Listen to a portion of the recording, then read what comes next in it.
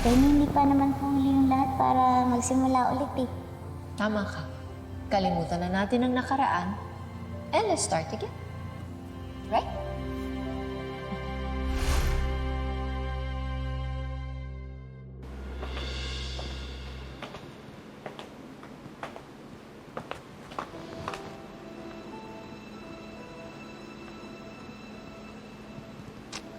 You know what, Lilet? Ang liit-liit mo, but you're such a troublemaker. Ano sasabi mo? Wala akong ginawang masama. So, ano yun?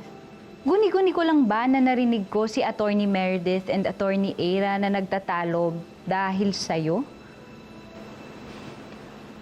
Nag-away sila mag-ina dahil sa akin? Yep. And it's all because of you. Hindi ka ba nakokonsensya?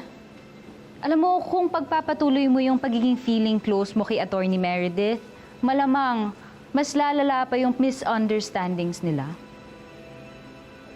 Pinakikitunguhan ko lang naman ng mabuti si Attorney Meredith dahil mabait siya sa akin eh. Hindi ko naman gustong mag-away sila. Well, kung ayaw mo nang lumala yung pagtatalo nila, I suggest na lumayo ka na lang. Tutal, ikaw naman yung punot dulo ng misunderstanding nila eh. Umalis ka na lang dito. Para wala nang gulo. Para matahimik na rin sila.